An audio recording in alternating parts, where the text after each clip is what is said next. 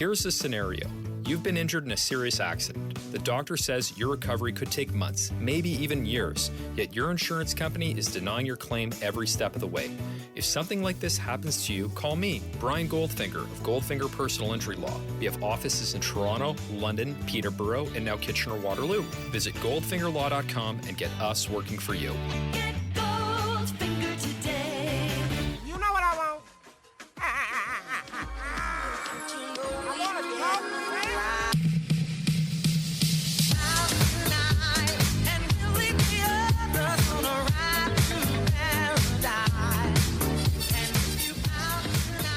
Hey, that's pretty good. The Raptors defeat in triple overtime. It took 3 of them.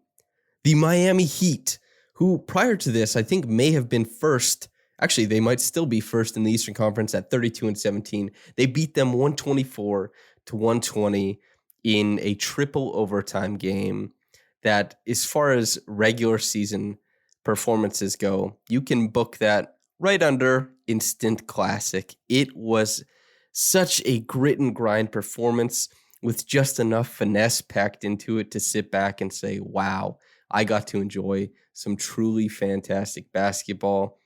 How do you talk about this game in a reaction podcast format where it's like, 15 to 20 minutes? The only way to do that really is to kind of skim the first 3 quarters. So I'll hit you with the cliff notes of it. Fred struggled immensely running any offense. The Raptors really struggled. He couldn't get anything going. You could see he was clearly laboring with that knee. I think he'll probably take his next game off, if I was guessing. And the offense was largely provided by the do-it-all performances of Pascal, Scotty, and OG, with the immense shot making of Gary Trent Jr. That's the first 3 quarters. Gary Trent, his shot making in the first 3 quarters was immense. The same thing that always happens with Gary is like you get these incredible pockets of like he'll go 5 for 8 on the toughest shooting possible. And, it kind of evens out over the rest of the game. He finished 13 of 28, 46% from the floor. Is that incredible? No. But when shot making is a premium, when you score 124 points over, 63 minutes played, that means that your offense is not really, really clicking. You're looking for something more here. And so even though Gary Trent Jr. wasn't able to provide a lot of offensive punch from the 4th quarter on, it had a couple air balls actually, and they ran they ran some looks for him and he had really, really good looks that just didn't drop. But he took 28 shots. The Raptors needed all 28. The ball was funneling to him. That's where the ball ended up going. He's a good shooter. He hit tough shots. He missed some easy ones, but he put them up and he scored on enough of them. 33 points in a game like this where they needed every single one of them. Hell yeah. Who cares? 46% on that shot diet. Really, really good. He was hanging around 60% for a lot of the game. It just, shot making at the end of games is tough, especially against a defense as good as the Heat. Whether they come easy or hard, you really feel the magnitude of that. The same thing happened to Pascal. Same thing happened to OG and Fred. I'll get into it in a little bit, obviously, but his shot making that was completely not there at all the whole game. All of a sudden, in triple overtime, just went up to 100. Up to 100, man. And so the offense was largely a product of, Pascal, Scotty, OG using their size advantage to get into good spots, causing rotations, shooters hitting shots, and things breaking down from there, getting some of their own offense as well.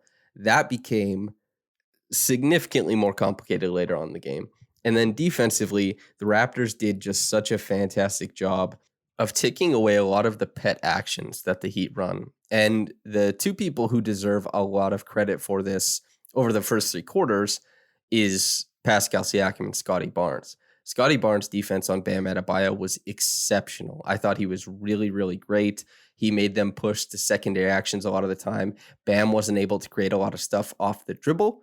And so, hell yeah, Scotty for sticking Bam, making him work all game. Bam is still a positive player no matter what, of course. But Scotty, I thought, was just fantastic, sticking him. And yeah, moving them onto those secondary actions, the dribble handoff stuff that they love to run for Duncan Robinson, Tyler Hero, not nearly as potent in this game as a lot of other things. Like Duncan Robinson played less than 20 minutes in this one. You know why? Because the Raptors were able to switch those actions that typically give him an edge. And so he couldn't get his shots off. And when he did have an open opportunity, he took 5 threes in this game. It didn't drop in. And that was credit to their coverage. And that started with Bam. Now, everything else, and I mean everything else, switches out onto guys, blowing up pick and rolls to the sideline, scramming back, help side rotations, steals, sweeping across the whole court and getting back into a play, X outs, whatever it was. Pascal Siakam was near perfect over the first 3 quarters. His defense was immense. He was awesome. He was helping on the defensive glass too. And that's the first 3 quarters, as far as I consider it. To start the fourth quarter, the Raptors had just held like a 10-point lead heading into the fourth. Gary Trent Jr. and Fred VanVleet, and especially Gary, just doing a fantastic job with his shot making, kept the Raptors up. Now, to start the fourth, both Gary and Fred sat. This is where things got a little bit hairy for the Raptors because they did struggle offensively as the Heat started to go zone. And they were going zone off of their makes and man off of their misses, obviously, so they'd have an easier time picking guys up. If, you miss and a guy wants to push in transition, it's easier to go man because you can go stop the ball. But if you're trying to go zone, you can't maintain the integrity of a zone if you're trying to pick up in transition, that kind of stuff. Or at least it's difficult. So anyway, that didn't seem like the biggest deal at the time, but it was exacerbated that the Raptors had a little bit of trouble scoring against the zone in that spot because their defense failed them on a couple shots. The Heat scored 8 points really quick. 2 of them on well-contested threes, but well-contested threes go in the NBA. And then on a layup that they just shouldn't have given up. And good Lord, it was, that 10-point lead became a 2-point lead really quickly. Nurse counters by putting Fred and Gary Trent Jr. in. Immediately, they run a zone buster play for Gary Trent Jr. He hits a 3. Hell yeah, Gary. They get a look to Pascal in the middle of the zone. He hits that. And so they're up 87-83 at this point in time. And yeah. Oh, I guess Trent Jr.'s 3 came after Pascal's mid-range jumper. But so they go up 90-85. The zone is still kind of killing the Raptors. And then, OG on the left side of the floor, he hits a step-back jumper. Really nice. And this is where the offense really went towards definitely like very OG-centric because that was where they saw the the matchup they wanted, obviously. Tyler Hero had trouble with OG all night.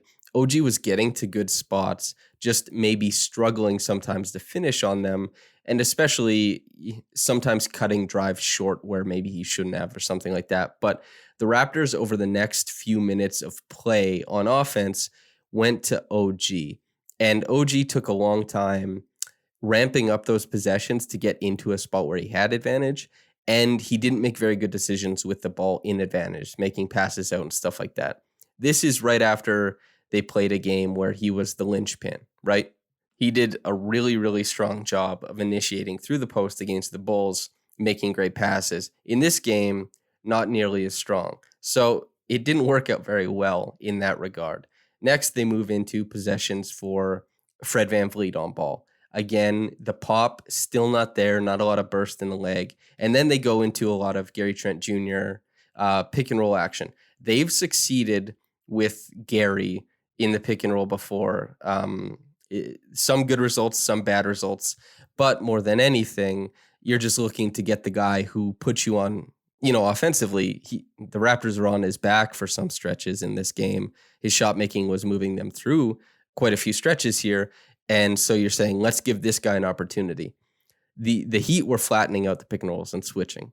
So the advantage is that Gary Trent Jr. can typically get by getting a little bit of space and then being so comfortable going to his left, taking a jumper, or maybe even just popping that ball over top to a guy who's short rolling, be it OG, Scotty, or Pascal. That wasn't available. So it went into isolation for Gary Trent Jr. And against like Bam Adebayo or Jimmy Butler, that wasn't very successful in this game. So this is where it got a little bit tough. On the other side of things, Jimmy was stirring up the Raptors defense. He was getting to spots, and the Heat were still hitting enough threes to kind of get back into the game and keep pace because they were down 7 with like 5 minutes left. You have to score to get back into the game. You can't just play defense. And so a lot of the screens, a lot of Jimmy's penetration, the Raptors couldn't really keep up. And then the worst part was that you see the Raptors when Jimmy's already picked up his dribble, they're pulling off, and you just like Fred VanVleet, if Jimmy has his dribble picked up, you don't need to come over. You really, really don't, because your contest means significantly less than whatever OG or Pascal is going to do. And that was especially something that was proven in the last, 3 overtimes, was that OG and Pascal can definitely stick Jimmy Butler in isolation. They did it over and over and over again, so much so that the Heat decided that Tyler Hero was going to be on ball because they felt better about him getting to a shot than Jimmy. That's how good Pascal and OG were. Pascal on switches, and then OG starting out as primary. They were that good. So Hero hits a 3. The Heat go up 97-96. The Raptors, what is their counter? Well, they noticed Bam is playing Pascal really high. A lot of the time, they're making Pascal give the ball up early so that he can pull Bam away from the action, and Bam won't be there and help side defense. Everybody remembers Jason Tatum trying to dunk on Bam at the end of the first game of the Eastern Conference Finals, right? And Bam stuffed him. Bam is a really good help side defender. So in this example, with a minute left, they let Pascal isolate, and Pascal blows by him, gets to a layup, scores the bucket. Then immediately, Tucker gets a corner 3 because, Butler gets downhill. The rotation comes from the corner, as it always does, the low man, and the Raptors are down 2. Then we get OG in one of the craziest, OG shouldn't have fallen over here. He did get pushed, but everybody applies pressure on the hip, on like the catch, and everybody does that kind of stuff. But anyway, PJ Tucker pushes OG. OG falls when he probably shouldn't have, and they call it travel. It wasn't a travel, though, which is the interesting part. I get, a lot of refs, 3 points of contact means a travel. So if you count your back as a point of contact or your elbows or whatever, but refs don't usually call that. So I think the ref was just reacting to a really strange play and called the travel on OG. And so I didn't really think that Tucker fouled OG, but I also think OG should have had an opportunity to lay on his back and throw the ball to somebody. Either way, they called the travel. Then what we get is just, man. Also, I glazed over something I shouldn't have glazed over. It was 96-94 for the Raptors. I think like 2.5 minutes left, and Scotty and OG completely bungle a screening action where it's Jimmy and Bam Adebayo. And the play before this, actually, Bam Adebayo was the lead ball handler, had Pascal one-on-one in transition, and Pascal didn't stuff him for a block at the rim, but Pascal forced a miss one-on-one against Bam. The next time down, the Heat put Scotty and OG in a screening action, and also the 3 that Hero hit was also, a bungled screening action navigation by those two. Anyway, Jimmy turns the corner, full on headed towards the bucket. Pascal is the low man because PJ Tucker is hanging out in the dunker spot, and so we get Pascal rotating over to get Jimmy. Jimmy goes with everything he's got at the rim. Pascal meets him at the summit and blocks him. Since everybody's hanging out, contesting the level of the screen, and they're caught up on it, Jimmy gets his own rebound. Pascal comes from out of bounds, nearly at the stanchion, back into the play and blocks Butler again. Just like an incredible play to be made there. And considering like 3 stops at the rim, Bam, Butler, and then Butler again, that late in the game, that's 6 points, dude. And, is it 4 points because 2 of them were on the same possession? Whatever. But that's 6 points. And that is just a small amount of points saved from Pascal tonight. It was that stretch of defense was incredible. And like the precursor to that was Pascal switching out onto Jimmy, Pascal blowing up pick and rolls, And then that continued on into the rest of the overtimes. Anyway, OG comes down the other side, catches the ball as a trailer 3. Boom, boom, gets rimmed twice, pops up, it rims out. Okay, what's happening? The ball is in the air. Jimmy Butler is going up. Scotty Barnes is there first. Scotty Barnes is about to miss a shot. Jimmy Butler slaps Barnes' his forearm, just as the ball is releasing from Barnes' hand. Free throws. So this is a rookie. Okay? Going to the line for the game-tying free throws with 4 seconds left. Sorry, 3 seconds left. He hits both of them. They come down the other side. They don't get a shot up. They go to overtime. Now, this is where it's like, okay, what the hell is happening here? This marathon game, the defense remains at a very high level. Both teams are both clearly gassed, and each team only scores 5 points in the extra frame. Only 5. 5 apiece. Really low scoring affair. And the Raptors basically just free throws. The Heat, they hit a corner 3 because, the Raptors pull off the corner when they shouldn't. And then to start the double overtime, I guess it's also worth saying, OG got an opportunity to hit the game-winning shot. It missed, although it was pretty close, and it was on a broken play. Anyway, we go into double overtime. Another 3-pointer for Gabe Vincent.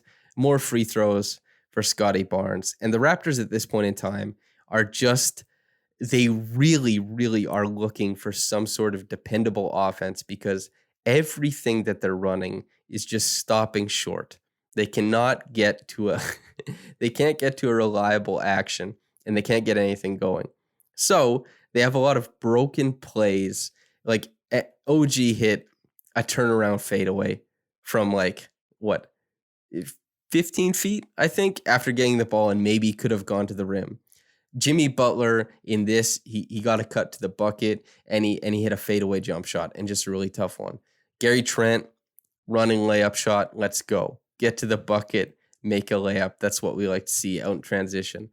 And and then Fred, as ever, the big balls man, he steps into the fray and he hits a 3. They run the Pascal on ball, Gary Trent Jr. screening, pick and roll, and Tyler Hero switches onto Pascal. Pascal is now going into, I'm going to body this guy. I'm going to get into a good spot mode.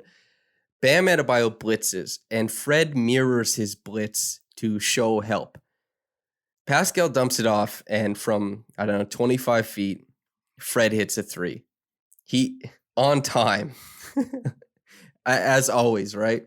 Then, to tie the game, we get, of course, Hero is, shaking loose. Gary Trent Jr. is in pursuit, and he gets Trent in a really, really compromised position. Trent has to try and get back into the play. He eventually does, but he's off balance. So when Hero kind of puts a shoulder into him and puts the ball up, he's not there for the rebound, and Hero gets a putback.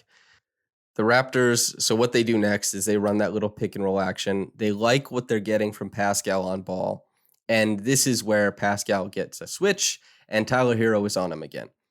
Pascal, this is as much as he's looked like LeBron ever, knew that Jimmy Butler was going to help. And so Pascal's driving to his right. Jimmy is pulling off of Gary Trent Jr. And Pascal he's getting the step on Hero, but the whole team's rotating towards him. He makes right on the money, right in the hands pass to Gary Trent Jr., wide open, and he misses the 3. But, the ball is in the air. It's in play. There's contested airspace. OG misses a pretty easy tip. That tip could have gone in. Anyway, the ball funnels to Gabe Vincent. The crowd is so loud at this point, and he's running up court. He hits a heave, but a timeout was called prior to that. So karmic retribution for DeMar DeRozan's game-winning heave he hit against Charlotte in 2017? That was called off because Casey called a timeout. So we're sitting even after the ATO. Hero is, running to his left off a curl. It's an air ball with a floater. Okay, now what what is the third overtime defined by? The defense, obviously, but the Raptors most importantly scored 10 points in this frame. Twice as many as the first overtime, you know. and well done for them, because it was really tough to manufacture offense in this one. And so first things first, Hero hits a three, and it's the Raptors are gambling. The Raptors are trying to cover a lot of airspace, trying to cover a lot of ground. You know what I mean? And then Fred, on time once again, gets a little, he's spacing out to like 38 feet to support Gary Trent Jr. if he doesn't work, if his pick and roll, his dribble handoff with OG doesn't work. And so Gary Trent immediately gives the ball up to Fred. Fred casually walks into a 26, 27-foot pull-up three that the net doesn't move. Puck, just back rim, straight down. He's, backpedaling on defense. The camera cuts to him, and he just looks like he's like, finally. Because he shot, what did he shoot in this game? Like 7 of 22? 7 of 22, right. 5 of 14 from 3. And he was 2 of 10 at one point in time. So 3 of 5 on the finishing ones. Pretty good. We'll take that. Next thing, we get a baseline out of bounds play where OG just cuts straight to the rim. A little screening action with Fred kind of complicates things for the Heat, and he gets a dunk. So the Raptors are up 2 with 3 minutes left. Shots are missed. Shots are made. And then Van Vliet, of course, hits another 3. And this is off, an Anunoby pass, a little one. And just hell of a shot. Like, he's just shooting the hell out of the ball. Very nice to see. And then so the next play of import is from Bam Adebayo, a shot from Gabe Vincent once again. The Raptors pulling out of pulling into pressure when maybe they shouldn't have. Pascal had Adebayo in single coverage, and Pascal's defense in this game dictated that I would pull from the farthest away from Adebayo. That's what a lot of people do. And then you cover that with the zone. The Raptors pulled from one pass away and didn't cover it. Gabe Vincent was wide open, made a 3. Now, the next time down the floor, they get Hero on Siakam in single coverage again. Siakam gets, and this is crazy to me, Siakam gets the step. Hero reaches in, seatbelt, a reach-in foul, of course. Pascal removes his hand. Like, Pascal gets his hand out of there. That sweeping motion, it wasn't a hook, it wasn't anything. Hero is reaching in on him, has a hand fully implanted on his chest. Pascal has not a swim move, but he sweeps from under to get the foul off. And he gets called for an offensive foul. Anyway, they challenge it, and truthfully, I'm failing you, but I don't know if they can call a foul prior to the foul or if they're just seeing if it was a foul. And by the book, what Pascal did, an offensive foul, yes, but there was a defensive foul very clearly prior to it. Anyway, the call does not get overturned. Good Lord, right? They have a pin down, I believe. Hero comes over the top. He's right, he's square in front of the rim, out to the 3-point line, puts up a triple, in and out. OG grabs the board. They go side out of bounds, inbound to Pascal. He hits both the free throws. Then they come down again, and Hero misses another shot. And it wasn't Hero missing another shot. They tried to do that little home run play to Gabe Vincent, but he stepped out of bounds. Then that was the game. 124 to 120. An odyssey to get through. Triple overtime. The Raptors, sweet Lord. They couldn't get anything reliably offensively, and neither could the Heat, to be fair. The Heat were getting reliable looks from Jimmy Butler all game. Jimmy finished with 37 and 10 with 3 steals and 14 rebounds. Jimmy was immense. OG, Gary Trent, they had a lot of trouble with Jimmy for most of the game. But a credit to OG, when the game mattered most, he turned it up to a degree that Jimmy felt blanketed. And then when they had screen help to get him off, if Pascal was involved in it, he did an awesome job. Both OG and Pascal made it so that Jimmy just couldn't do anything down the stretch. And that was the most impressive aspect of this game, was a guy who was so clearly on. These two players, this type of defensive performance from OG, from Pascal, should not be forgotten. And to us, just not like, it sounds dumb to say to a lesser degree, but it just wasn't at the same level. Scotty also a really strong defensive performance against Bam Adebayo. This game was a trip, dude. Reggie Evans Award. Obviously, Pascal Siakam. 21 points, 13 boards, 6 assists, 4 steals, 4 blocks. And these blocks in this game on PJ Tucker, on Gabe Vincent, on Bam Adebayo, on Jimmy Butler, and so, not everyone's recorded as a block, but these are stonewalled at the rim. He was immense. He took guaranteed buckets and erased them.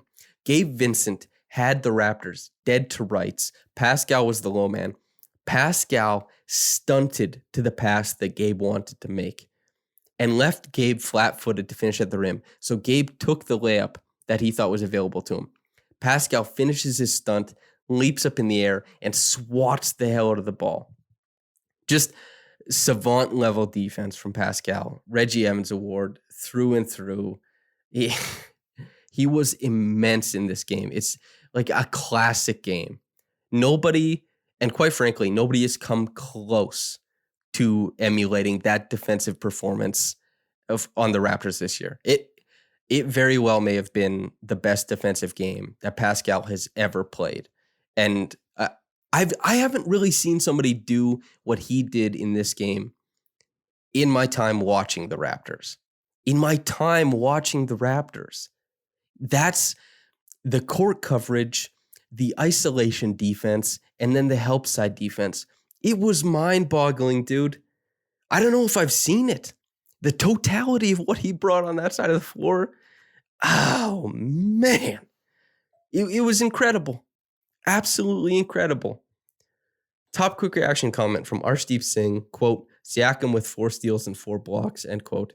I mean, yeah, the numbers were there, obviously, but all the plays he made where a number wasn't assigned to it, where it's just the fact that there were no numbers on the play besides the missed shot or the move to a different action for Miami. He dominated in the box score and outside of it. A truly rare defensive performance. I'm glad you enjoyed it, Arshdeep. I'm sure everybody else did. This was yeah, that performance from Pascal is just absurd. One of the greatest defensive performances I've ever seen. And I watched Joel Embiid in the playoffs where he took an all-time Raptors team and made them look like they couldn't do a single thing. We've seen Giannis, we've seen a lot of great defenders. We've seen Draymond. What Pascal did tonight, just for a game, and quite frankly, since he came back from COVID, since he entered back into the Raptors on December 28th against the 76ers, the level of play he's been at has not been all-star. It has been all NBA without a doubt, and he has been all defense caliber. No slip-ups defensively. No more than anybody else at that level of defender would have. And some of these plays he's making just really pop. It's incredible. Whew.